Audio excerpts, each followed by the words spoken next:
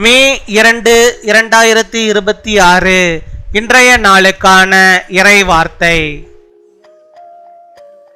கர்த்தர் உங்கள் வாழ்க்கையில் சமாதானத்தையும் பாதுகாப்பையும் அளித்து உங்களை காப்பார். May the Lord give you peace and protection and keep you safe.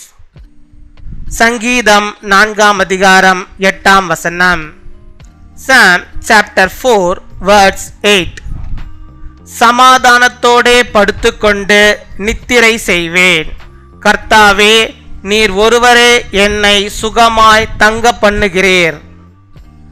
என் அன்பு சகோதர சகோதரிகளே, கர்த்தர் உங்களுக்கு உண்மையான சமாதானத்தையும் பாதுகாப்பையும் அளிப்பார். நீங்கள் எங்கே இருந்தாலும் அவர் உங்களை காக்கிறார். பயமும் கவலையும் வந்தாலும் அவர் உங்கள் இதயத்தை அமைதியாக்குவார். அவரது சந்நிதியில் நீங்கள் பாதுகாப்பாக இருப்பீர்கள்.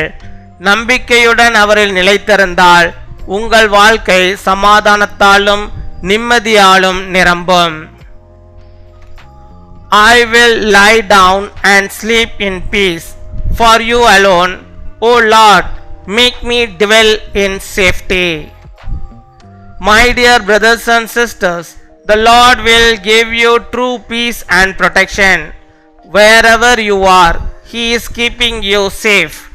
Even when fear and worry arise, He will calm your heart.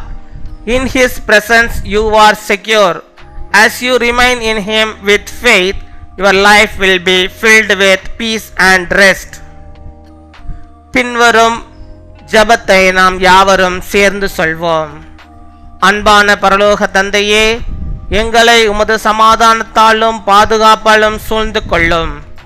எங்கள் பயங்களையும் கவலைகளையும் நீக்கி நிம்மதியை அளித்தருளும். எங்களை எப்போது உம்முடைய சந்நிதியில் பாதுகாத்து நடத்தும். உம்மில் நம்பிக்கை வைத்து வாழ உதவி செய்யும். இயேசுவின் நாமத்தில் ஜெபிக்கிறோம். ஆமீன்.